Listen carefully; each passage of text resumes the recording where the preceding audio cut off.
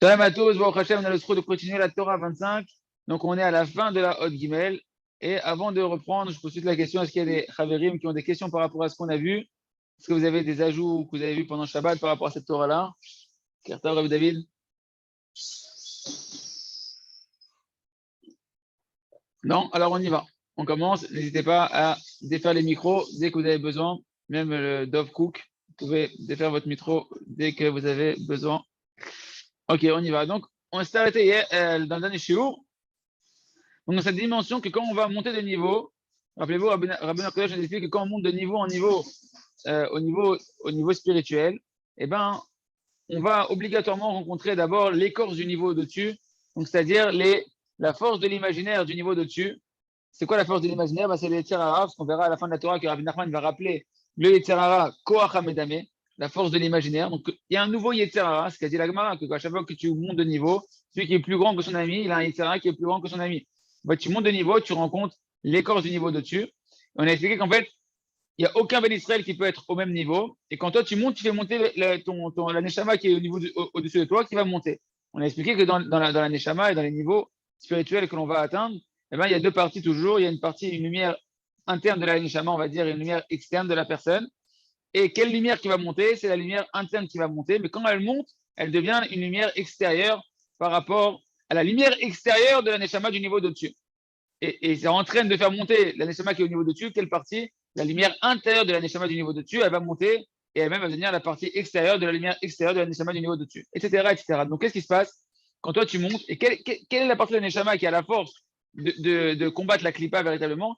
C'est la lumière intérieure. Alors, cette lumière intérieure, vu que c'est celle du niveau dessus, il avait fait le combat, il avait déjà vaincu le Yetzirah qui était là-bas. Maintenant, elle s'en va. Quand toi tu montes, la lumière intérieure de la Neshama du niveau dessus, elle monte aussi. Donc, il n'y a plus rien qui soumet les forces de la clipa, des écorces et de l'impureté du niveau dans lequel tu es en train de rentrer, puisque celui qui l'avait soumis, sa partie intérieure qui était la force de sa neshama qui l'avait soumis, s'en va et monte au niveau dessus. Et toi, on a dit, la partie interne de ta neshama, celle qui avait vaincu le Yetzirah du niveau dans lequel tu étais, elle monte et elle devient une partie extérieure, elle va envelopper la partie extérieure de la neshama de celui qui était au niveau dessus. Et donc, tu retournes toi aussi dans la côté extérieure. On avait expliqué qu'il y avait deux dimensions, rappelez-vous. Dans le service divin, la partie intérieure du service divin, c'est l'étude de la Torah et de la Tfila. Quand une personne elle arrive au niveau de la pnimiyut, c'est que quand elle est dans un niveau spirituel, eh ben, elle arrive à étudier là-bas, elle arrive à prier là-bas et elle se sent bien là-bas. Et il y a un niveau extérieur du service divin qui est manger, boire, tous les plaisirs matériels de ce monde-là que l'on peut utiliser en les sanctifiant, d'accord? Mais c'est ce qu'on appelle la voda chitzonit. C'est la voda extérieure du service divin.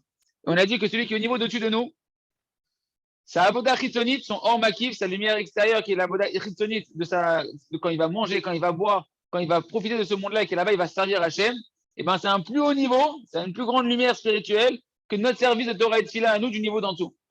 Et quand nous on monte, quand la partie intérieure de notre niveau à nous, Torah, Tfila, qu'on avait atteint, eh ben, elle monte au niveau de dessus, et ben elle va devenir une partie, elle va d'abord devenir un service extérieur. Tu vas te retrouver confronté encore à traverser eh ben, tous les plaisirs de ce monde-là, de la nourriture, le travail, l'argent, la femme, etc. Et tu vas le rencontrer vu que ta neshama, elle devient une partie extérieure au niveau de dessus, c'est la lumière intérieure devient une lumière extérieure, et tu rentres dans une avoda aussi, où tu vas te retrouver dans une avoda avec des combats de nouveau au niveau de la matière. Simplement, là-bas, c'est pas que tu es en train de monter, c'est juste que tu es dans une avoda chitzonite de la avoda Hashem, et là-bas, tu dois clarifier le koach hamedame, la force de l'imaginaire qu'il y a surtout dans tout ce qui va être le monde matériel, où là-bas, il y a un service divin, mais qui nous paraît, des fois, pour nous, quand on le rencontre, ça peut nous paraître une chute. Ça va jusque-là? On continue maintenant, Rabbeinu, il nous donne ça dans les mots, il nous dit, Vezé rouge, tissé chavod marom, la suite du verset, c'est Merishon, Makom Igdashenu. Il y a un verset dans Yirmiya, chapitre 17, qui dit que le trône de gloire d'Hachem, il est élevé.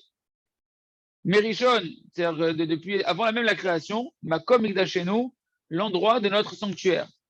Et Rabbeinu va expliquer ce verset-là, et il va redonner la même dimension qu'on a vue, toutes les dimensions qu'on a vues dans les mots du verset.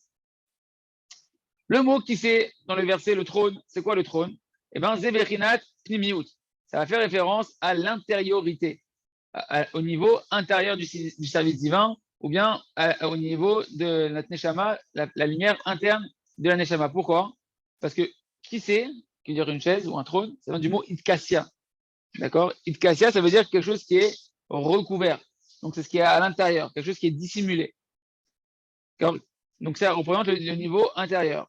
Amila, kavod. Donc, le mot kavod, qu'est-ce qui veut dire le mot kavod dans le qui c'est kavod, le trône de kavod. Qui c'est la lumière intérieure. Kavod, c'est l'honneur, oui.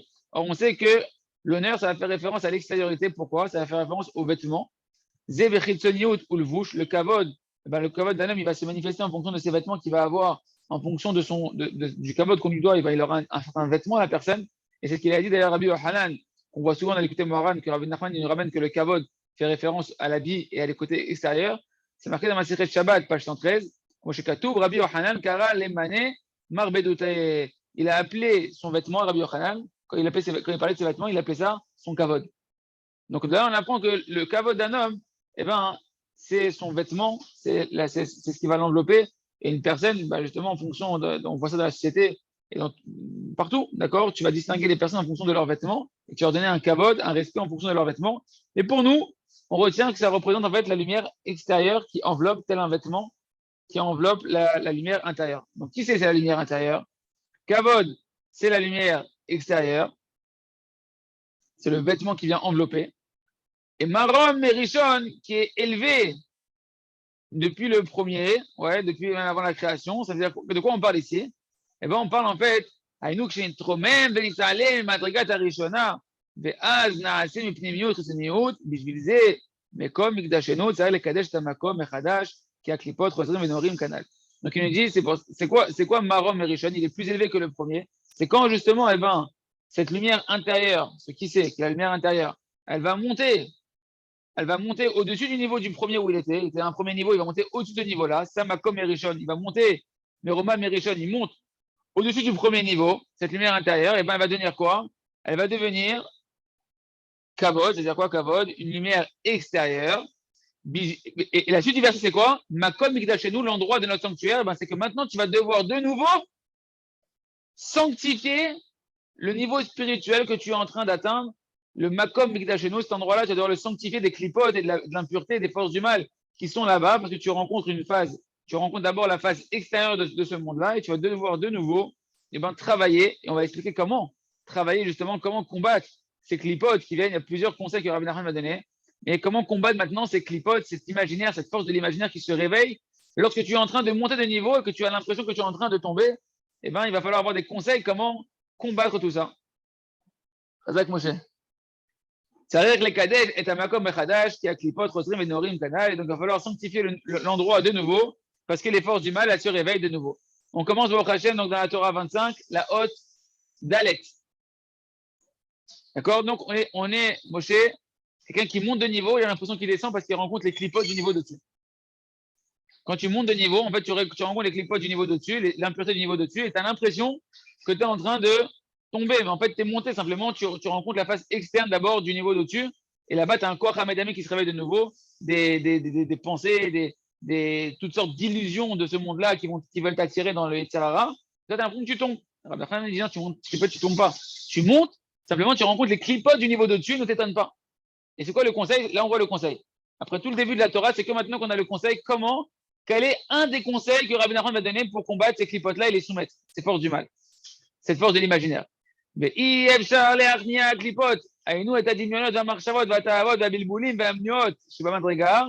là, l'idée Gdoula Taboré. Donc Rabbi dit on ne peut pas, c'est impossible de soumettre ces impuretés-là, cette impureté, ces écorces. C'est quoi ces écorces, il nous dit Rabbi Nachman? Les écorces qu'on te parle, c'est l'imaginaire, toutes les imaginations du Yetzirara, toutes les mauvaises pensées qui peuvent. Attention, c'est-à-dire que tu montes de niveau, tu peux être attaqué par des mauvaises pensées, c'est normal. C'est normal. D'un coup, putain, tu as une mauvaise pensée qui vient dans la tête, un mauvais désir qui vient dans la tête. C'est l'élévation qui est naturellement faite comme ça. Et donc, comment tu vas les soumettre? Ces mauvais désirs, il dirait, tu as des mauvais désirs qui se réveillent. Tu vois, purée, je suis au Beth Midrash ce matin, il se passe des trucs bizarres et tout. Tu es monté de niveau, mon ami, tu n'es pas descendu. Tu es monté de niveau. Mais il y a des empêchements. Le matin, tu te réveilles le matin, tu n'as pas envie d'aller au Beth Midrash, ou bien tu as des empêchements de fou pour aller au Beth Midrash. Tu dis, ah, je suis en train de descendre. Tu es en train de monter. Ouais, vas-y, c'est le moment.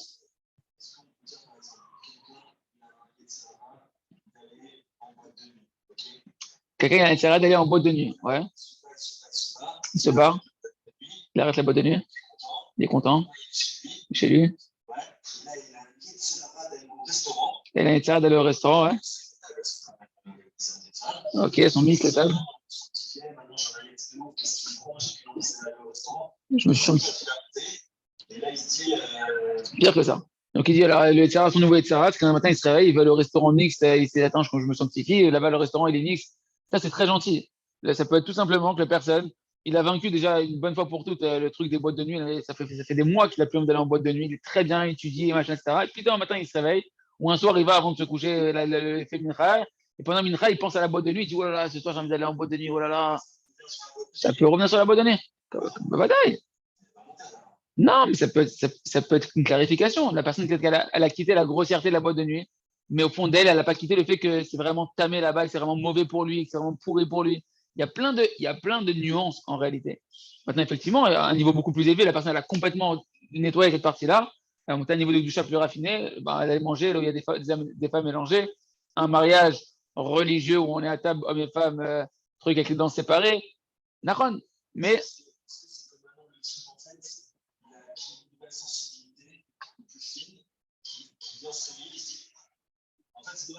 peu importe, il y a plein de niveaux. Il y a plein de niveaux de nuances en fonction du travail de chacun.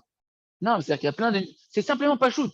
Le bonhomme n'est pas dans une recherche volontairement d'aller faire des avéros, etc. Et le bonhomme, ce qu'il me dit toujours le Rav, je parle à des gens, le Rav dit toujours quand il parle de sujets où on peut se perdre, etc. Il dit je parle à des gens qui veulent faire teshuva. Un juif qui s'est réveillé, qui veut faire teshuva, ça y est, il veut avancer. Il veut avancer. Maintenant, il se bat sur un domaine, etc. Et tout. Il est tranquille sur un domaine. Il s'est battu. Le Yetzirah, il le laisse tranquille. Pourquoi il te laisse tranquille le Yetzirah? Parce que tu as conquis, entre guillemets, ce niveau-là. Ce niveau-là, tu l'as nettoyé. Tu l'as franchi. Maintenant, quand tu vas monter de niveau, le Yetzirah, il va se réveiller de nouveau. Et ça peut être sur le même sujet. Ça peut être sur un autre sujet. Ça peut être avec une finesse.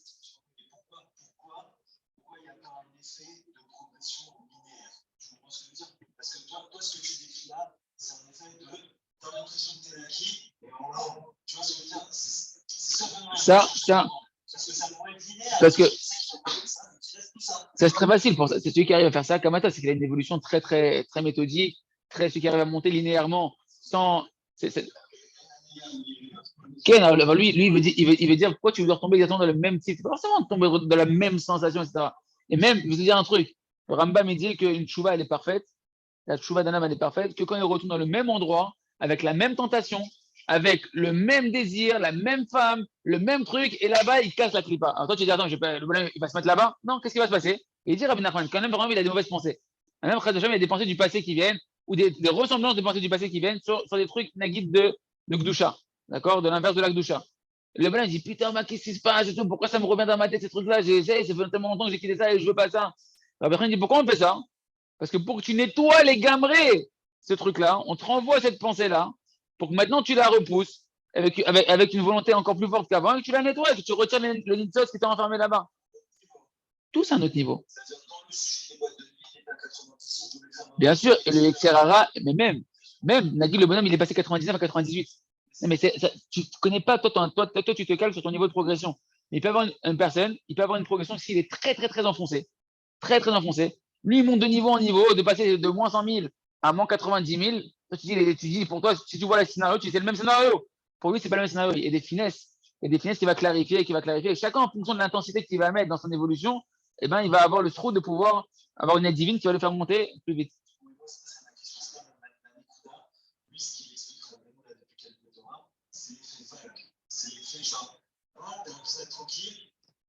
Ouais, ouais, ouais. Ouais. C'est pareil. C'est pareil ce qu'on dit là. Tu m'as amené à faire de la finesse, mais c'est pareil. Ça peut être sur un autre sujet, ça peut être sur différents sujets, ça peut être dans le même sujet. L'union, en tout cas, c'est que sache, quand tu te sens tranquille dans ta voie Hachem, tu sens que tu as progressé, etc., et que d'un coup, tu te sens, sans que toi, tu n'as rien fait, que ça recommence des perturbations du Yetzirara à différents niveaux, et ça fait même des empêchements.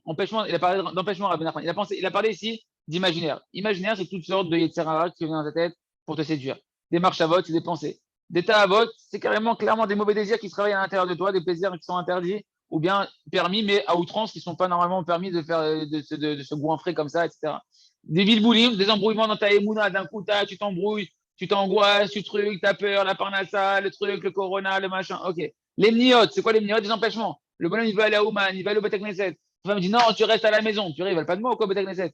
Il va au Beth Midrash, on lui dit non, c'est pas comme ça, on change le chiot, on fait comme ça. C'est pas possible, il y a que des mniotes, on veut pas de moi ici ou quoi? Et tu dis, pourquoi tout ça? Parce que tu es en train de monter de niveau. Et quand tu montes de niveau, tu rencontres la clipa du niveau dessus. Et ça va être chacun en fonction de son évolution, de là où Hachim veut le mettre à l'épreuve. Ça va s'habiller sous différents aspects. Je crois que la phase où on te laisse tranquille, la phase où tu as l'impression que tu as été massacré, Ouais. que je crois que la chaîne fait ça pour que tu puisses un peu te Bah, reposer. badaï. Donc en fait, Il dit la phase où on te laisse tranquille un peu dans votre Hachem, c'est un peu quand Hachem il te laisse tranquille pour que tu puisses te reposer et pour que tu puisses gagner de la confiance en toi. Si la personne, elle voit toujours qu'elle est en combat, elle a l'impression qu'elle fait rien, elle abandonne. Si t'as pas un peu de ouais, t'as réussi, Razak et tout.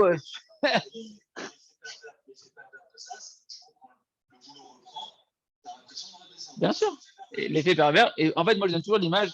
L'effet pervers, c'est que comme tu t'es tranquillisé, tu as l'impression de redescendre, mais tu n'es pas en train de descendre. Moi, l'image qui m'a donné depuis longtemps, bon, une très belle image, c'est le jeu vidéo. Je dis pourquoi quand tu joues à un jeu vidéo, c'est la même chose en réalité. Tu montes de niveau, c'est plus dur. Pourquoi tu es content et que tu t'angoisses pas et au contraire, tu tapes et tu crois en toi? Parce que tu vois que tu montes de niveau. Dans le jeu vidéo, il y a marqué level numéro 2. Ouais, Khazak, level numéro 2. Tu sais, tu es conscient que tu es monté de niveau. Le Yetzirara, c'est quoi sa force? C'est que quand tu montes de niveau, il t'arnaque, il dit ouh, tard, tu tombes et tout. Et Rabbi Nachman, il te donne les lunettes de voir que tu es en train de monter. Il te dit, ça, je suis tout le temps en train de monter. Tu es tout le temps en train de monter. Un juif, il fait que monter, il veut que monter. À partir du moment où un juif, il n'est pas mitzia esh, qu'il n'est pas en train de se désespérer, qu'il n'est pas en train d'abandonner la yeshiva, qu'il n'est pas en train d'abandonner le limoud, la Torah, la tfila, la doutes. Non, il continue, il se bat. Tant qu'il se bat, un juif, c'est qui dit le Zohar. Tant qu'un juif, il se bat, il gagne. Je dis, attends, mais des combats, ça fait partie de ton élévation et ton élévation se fait avec des rencontres de la clipa que tu es obligé de passer. Voilà.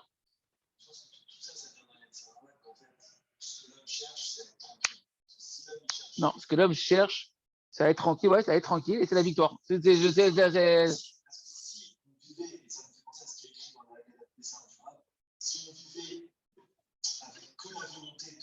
ouais, bien sûr. On n'aurait pas de souci. Alors, je répète ce qu'il dit. Si un homme il vivait tout le temps avec la volonté de monter, qui n'était pas en train de chercher de se contenter d'avoir les vacances, qui est un peu la société d'aujourd'hui, c'est plus je peux être en vacances et plus je suis heureux. C'est ça que même les juifs, quand ils font le chemin, ils sont déprimés parce qu'ils cherchent déjà l'olamaba dans l'olamazé. Il faut comprendre qu'un homme, il est né, c'est pas chou, c'est marqué clairement dans son blanc, les amal adam yulad. Un homme, il est né pour faire des efforts. C'est à quoi tu veux vivre une vie pleine d'énergie, il faut être dans l'effort. Ah, tu as choisi l'effort de la parnassa, ce sera l'effort de la parnassa. Tu as choisi l'effort de la Torah et des mitzvot, de la Vodat Midot, ce sera là-bas que tu vas mettre ton effort. Mais la vitalité de ce monde-là, elle vient, et le bonheur de ce monde-là, il vient dans l'effort. Maintenant, tu choisis l'effort où tu vas mettre. Et c'est pourquoi les gens ils dépriment quand ça fait tant de temps que je prie sur le même sujet et je suis pas délivré et j'en ai marre. Parce que les gens, ils cherchent pas l'essentiel de la vie qui est de faire l'effort, qui est de travailler sa volonté. C'est que ça la vie. Les gens, ils cherchent le résultat. Je veux réussir, je veux la parnassa, je veux sortir des mauvais traits de caractère, je veux désir. On s'en fout du résultat. Tu vis pas là-bas dans le résultat. Dans le résultat, c'est l'œuvre des mains d'Hachem. Toi, tu vis où? Tu vis dans l'effort, tu vis dans cette volonté d'évoluer. Et nous, on reprend les mots. Et donc, comment on brise tout ça? Ça va? Ouais. Comment on brise ça? Comment on brise tous ces clipotes du monde, du niveau d'au-dessus? À l'idée que Doula Taboré. Quand on va dévoiler la grandeur du Créateur. Pourquoi? Déjà, tout simplement, avant de faire l'introduction que le Rav va dire, est-ce que Rabbi Nachman il va dire, la grandeur du Créateur, c'est que plus Hachem il se dévoile, et il se dévoile dans sa grandeur, plus les forces du mal, elles s'annulent. Les forces du mal ne peuvent pas avoir de place devant le dévoilement d'Hachem. Toute la force de la clipa, la force du mensonge, ça a de la place. La force de l'imaginaire, ouais, c'est quoi la force de l'imaginaire? C'est tant que la vérité, elle n'est pas devant toi. Tant que le bonhomme n'est pas confronté à la vérité, il peut imaginer ce qu'il a envie, etc. Il peut te faire imaginer tout ce que tu veux, etc. Il peut te mentir en te faisant croire que c'est la vérité. Mais dès que la vérité, elle se dévoile, dès que le rideau est tombé et que tu vois ce qu'il y a derrière, on peut plus te croire que derrière le rideau, il y avait une Ferrari, alors que derrière le rideau, il y a une coccinelle. Bon, c'est pas. Je peux dire, ouais, c'est une Ferrari, je t'assure, elle est belle, tu vas kiffer, truc, machin. Il court, il arrive devant le rideau, et puis à un moment, il lève le rideau, il tombe, et tu vois ce qui se passe derrière, c'est fini. Moi, c'est pareil, quand la doigt tabourée, elle se dévoile, quand la grandeur du Créateur, elle se dévoile, la bonté du Créateur, la douceur du Créateur, elle se dévoile, les forces du mal, elles s'annihilent. Non, non, tu comprends d'abord tu comprends l'idée, c'est-à-dire que tant qu'Hachem il est caché, le mal, il peut se la raconter qu'il existe. Non, tu comprends pas. Ce monde-là, comment on appelle ça, ce monde-là? Ce monde-là, on appelle le monde Olam. Olam, ça vient du mot Elem. Hachem, il s'est caché. Hachem, il a créé un voile. Tous les mondes, d'ailleurs, tous les mondes qu'on parle, la Tzilut, Bria, Yetzira, Asiya, les Sirot, etc., c'est des voilements de la lumière d'Hachem. Pour laisser la place au libre arbitre, c'est quoi laisser la place au libre arbitre? La place aux clipotes, aux forces extérieures qui sont. C'est quoi les forces extérieures? Qui sont après tous les voilements d'Hachem. C'est-à-dire qu'Hachem il est au milieu, Nagid, une image qui est une fausse image, mais c'est pour imaginer. Hachem il est au milieu de l'image, et tu mets une couche, une couche, une couche, une couche, une couche, une couche, une couche. Eh, il est où Hachem? Il est caché au milieu. Et c'est quoi l'extérieur, ce qu'on appelle le Réchut Arabim, le domaine public qui est à l'extérieur en réalité, ce qu'on appelle les forces du mal, les clipotes qui sont l'écorce la plus externe, elles n'ont de réalité de vie, entre guillemets, de réalité. Elles peuvent juste la raconter, de te séduire, de te faire croire qu'elles ont quelque chose à te faire croire, que lorsqu'Hachem, il est très caché. Lorsque la grandeur d'Hachem, par sa volonté, Hachem, il l'a caché, caché, caché, caché, caché, que tu sens plus Hachem, tu sens plus le cul d'Hachem, tu vois plus la main d'Hachem, tu vois plus la Hashgacha. Et elle vient te faire croire que ce monde-là, il existe en tant qu'une réalité. Et là, tu peux te faire arnaquer. Mais si Hachem, d'un coup, il enlève tous les voiles, et Hachem, il te montre sa douceur, ce qui se passe quand tu vas à Ouman, d'accord? Ce qui se passe quand tu ressens une joie très grande dans la Torah, les mitzvot, à ce moment-là, le terrain, il n'a plus d'emprise sur toi. À ce moment-là, il s'effondre parce qu'il ne peut plus rien te proposer. Ça va ou pas? Voilà, on essaie de. Parce qu'on dit, là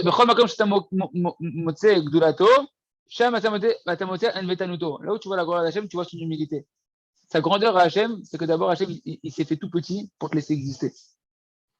Non, sa grandeur à Hachem, c'est son humilité à Hachem de s'être caché, entre guillemets, pour te laisser une place en toi d'exister, de donner un libre arbitre, un kiff, de pouvoir avoir une part dans ce que tu vas travailler, que tu as un mérite.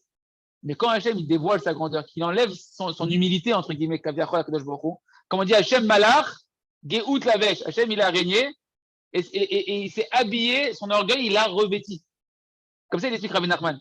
C'est quoi Geout Lavesh? C'est pas qu'il s'est revêti d'orgueil. C'est qu'il a masqué son orgueil, Hachem. C'est quoi son orgueil?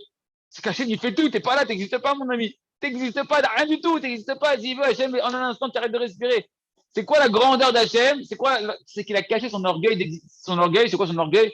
C'est pas un orgueil pour Hachem, c'est la métier d'Hachem, c'est la grandeur d'Hachem, il a caché pour que tu puisses exister. Mais si tu dévoiles cette grandeur d'Hachem, et puis il n'y a plus rien qui existe, le mal, il s'annihile en 2 secondes, c'est quoi qui va faire Mashiach? Il va dévoiler la grandeur d'Hachem, il va dévoiler l'infinité d'Hachem, et tout le monde va se mettre par terre, tout le monde va. Ouais.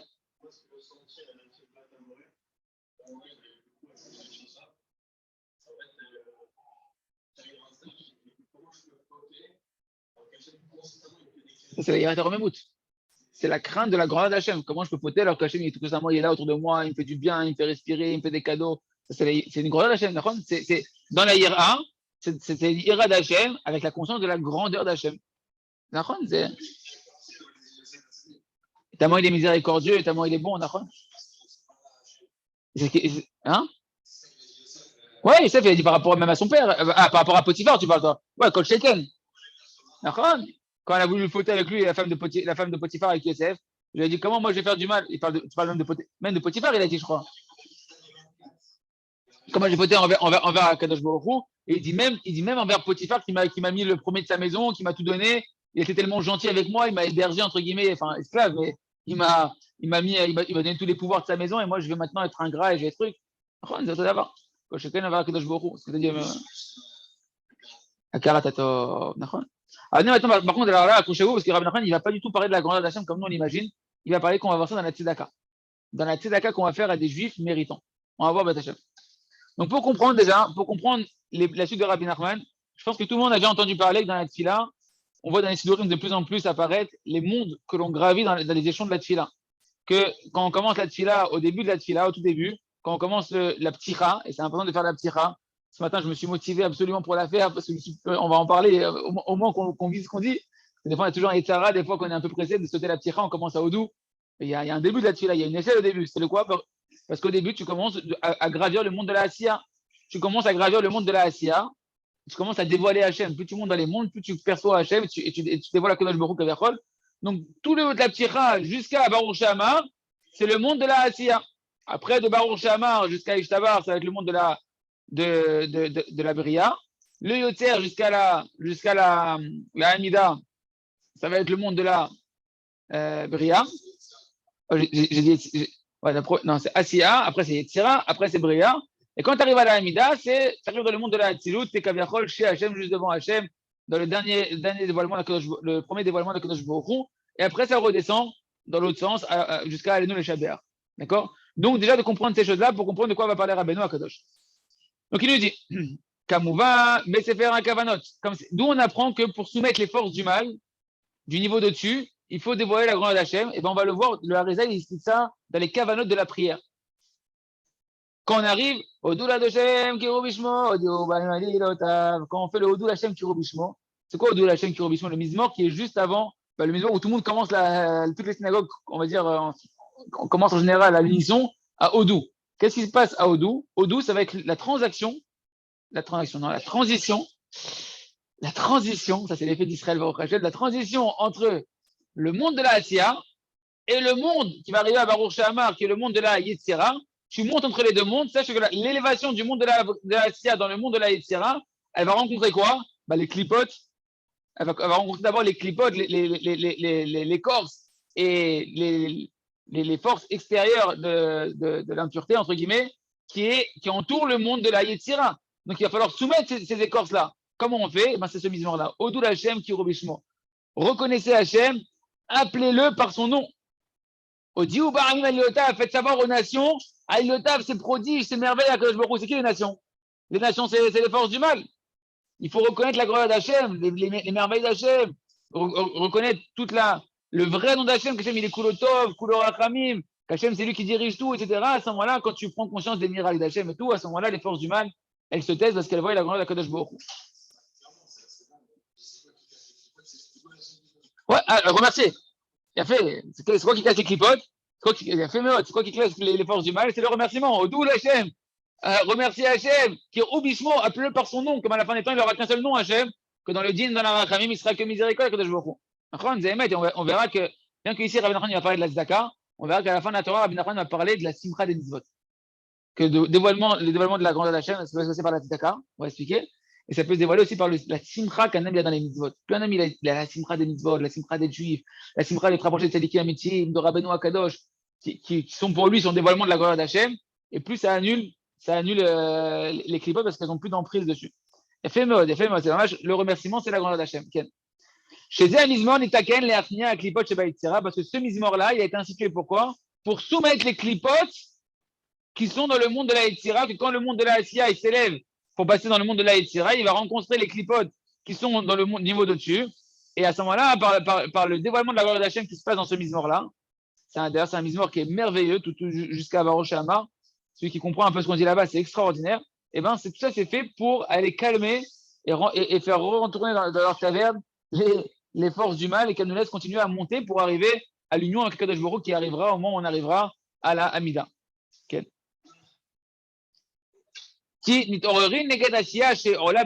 que ces forces, donc on prend les mots de Rabbi Nachman, quand c'est en gras, c'est les mots de Rabbi Nachman, car elles se réveillent, les forces du mal des clipotes, quand le monde de la Asiya, il est arrivé à vouloir rejoindre et monter et s'élever dans le monde de la Yetzira, elle se réveille de nouveau. Donc c'est pourquoi on va dire d'abord le mitzvot de Odou pour soumettre ces clipotes-là, etc. Ken. L'aider chez Maskirin Gdula Taboré Nirnaï. Et par le fait, ça c'est les mots du Harizal, par le fait qu'on rappelle la grandeur du Créateur, les forces du mal, elles se soumettent. Ayen Sham. On va voir là-bas dans les mots du Harizal, dans les kavanot de la Tfila. Maintenant, Rabbeinu, il explique qu'est-ce qui se passe dans ce qu'il a dit le Harizal. Ki pnimiut hayetzira, ola lebria. Ou pnimiut asiya, ola. Je monte là-haut, mechila. Ou malbish la cheseniut hayetzira, ayen sham. Il nous dit qu'est-ce qui se passe. En réalité, on a dit que quand un monde il s'élève, ou quand le neshama elle s'élève, c'est la lumière intérieure de sa neshama qui s'élève, ou la lumière du monde intérieur qui s'élève, et elle va pousser la lumière intérieure du monde au-dessus, ou la neshama au-dessus, de s'élever aussi. Et cette lumière intérieure qui monte, quand elle monte au niveau d'au-dessus, elle va envelopper la couche externe de la neshama d'au-dessus ou du monde d'au-dessus. Donc qu'est-ce qui se passe ici? Dans la tfila, pnimiut hayetzira ola, l'intériorité de la lumière du monde de la yetzira, elle va monter au monde d'au-dessus qui va être le monde de la bria, ola le bria, ou pnimiut asiya, et donc l'intériorité du monde de tout en bas, qui est le monde de la Asiya, elle va monter et elle va se transformer en couche externe du monde de la Yetzira. D'accord? Et donc, comme elle devient une couche externe, là-bas, c'est là où il y a les clipotes elles sont à l'extérieur, donc il va falloir les soumettre. Et les soumettre comment? Par la grandeur d'Hachem, par le dévoilement de la grandeur d'Hachem.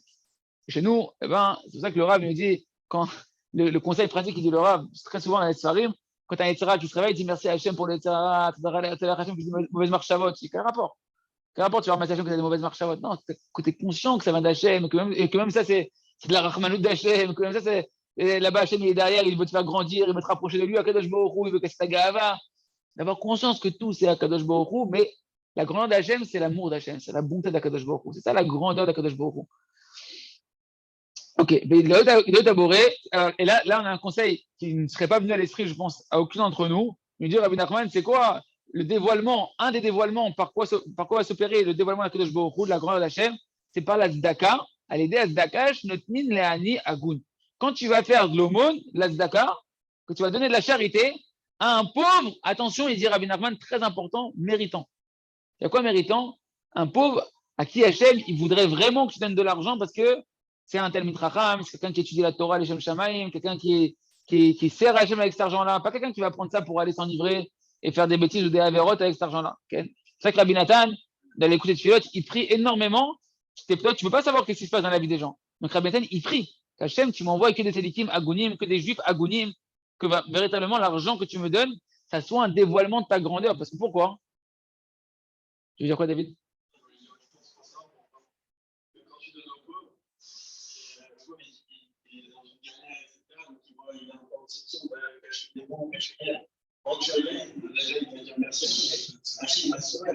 Exactement. Quand la Zaka, la Zaka d'un juif qui est Agoun, la Zaka d'un juif qui est un juif qui est connecté avec Hachem, un juif qui est dans la Voie Hachem, quand il reçoit une Zaka, quand il reçoit par un autre juif de l'argent, eh ben, jusqu'à présent, il était dans une galère, dans une phase de Astara où il ne voit pas la bonté d'Hachem, il ne voit pas la miséricorde d'Hachem, il se sent un peu dans un voilement de la lumière d'Hachem. Tu viens, tu fais de la Zaka, tu lui rappelles que c'est Hachem qui est Zan. Déjà, celui qui fait la Zaka, quand il fait la Zaka, c'est que lui-même, il a conscience que c'est Hachem qui le nourrit, que c'est Hachem qui donne de l'argent, qu'il n'est pas propriétaire de son argent, qu'il n'est qu'un dépositaire de l'argent d'Hachem.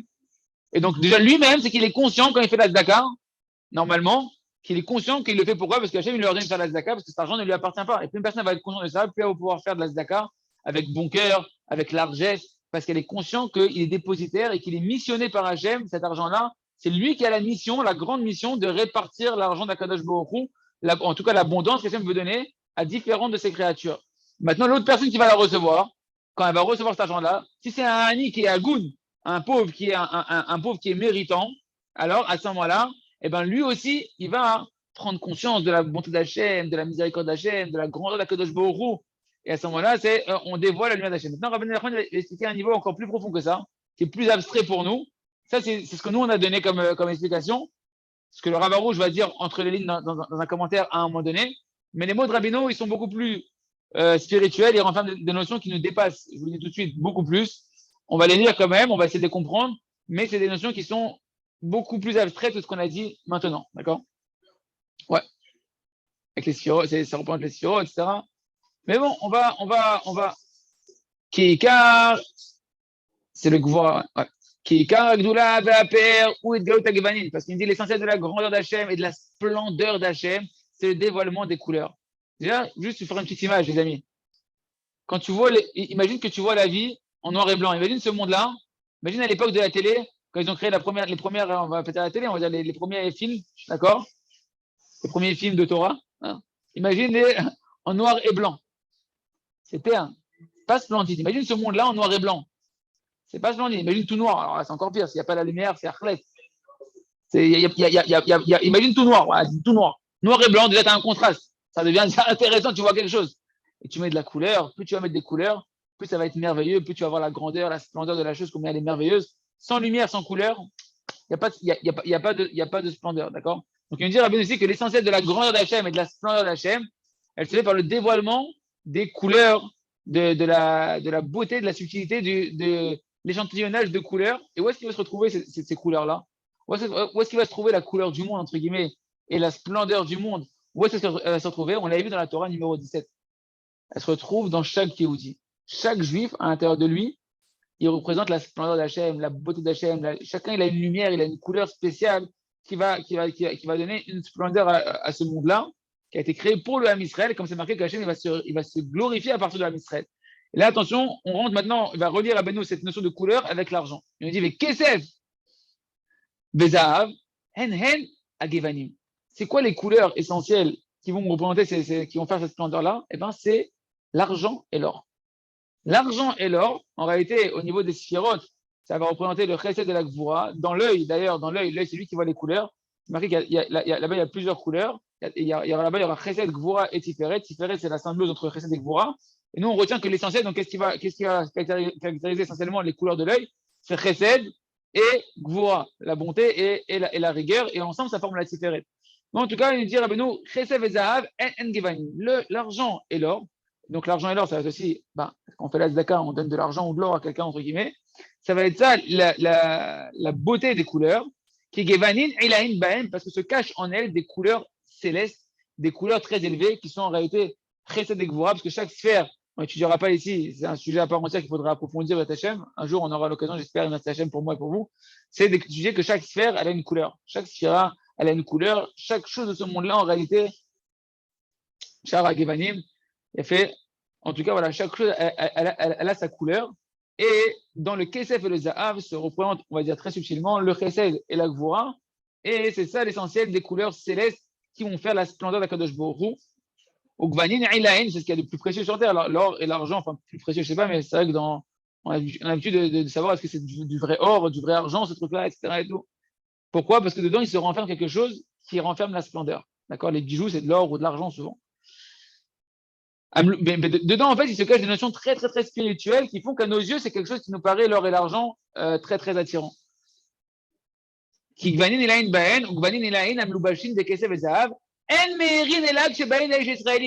que la splendeur qu'il y a dans l'or et l'argent, elle s'est véritablement à briller et qu'elle a de la grâce aux yeux du monde, c'est que quand elle arrive dans les mains d'un juif, et d'un juif agoun en particulier.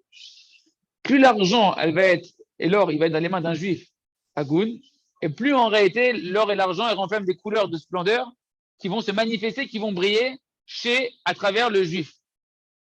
Kisham est commun, parce que la source de la splendeur, etc., d'où elle appartient au juif, la véritable splendeur. Mais Nirklalin, c'est basé, et donc elles vont s'inclure l'une dans l'autre, ces couleurs-là. Et quand elles arrivent chez un juif, l'or et l'argent, c'est la zaka dont on parle ici, d'accord? Eh ben, elles vont scintiller, elles vont se mettre à briller, ces lumières-là, qui sont renfermées dans l'argent. Quand elles arrivent chez le juif, qu'est-ce qu'il va faire avec l'argent, le juif? Il va faire des mitzvot, il va faire Shabbat, il va acheter un tzitzit, il va acheter des bijoux à sa femme, il va faire le Retzon Abouré avec l'argent. Si on relit ça, il ne dit pas Rabbi Nachman ici, mais moi, quand j'étudie un peu cette Torah-là, forcément, ça me faisait réfléchir, etc. Si on remonte 2 Torahs avant, qu'est-ce qu'on a dit de Torah avant, la fameuse Torah sur la Ta'avat Mammon, je pense que tout le monde s'en rappelle, tout le monde a été marqué avec cette Torah-là, sur le désir de l'argent, on a dit que l'argent, c'est la tête de la Avodazara. C'est la tête de l'idolâtrie, c'est-à-dire le plus grand masque d'Hachem, c'est ce qui va masquer le plus la grandeur d'Hachem. C'est l'idolâtrie de l'argent que le bonhomme il croit qu'avec son argent il peut faire, il a du pouvoir, il existe, il peut tout faire ça avec son argent.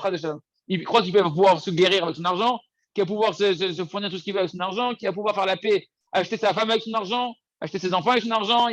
Mais qui est sourd? C'est le plus grand masque sur la grandeur d'Akadosh Baruch Hu, c'est l'argent. Maintenant, quand un juif il a l'argent, lui il va pouvoir faire quoi? Démasquer. Plus il va être agoun le juif, plus ça va être un tzaddik.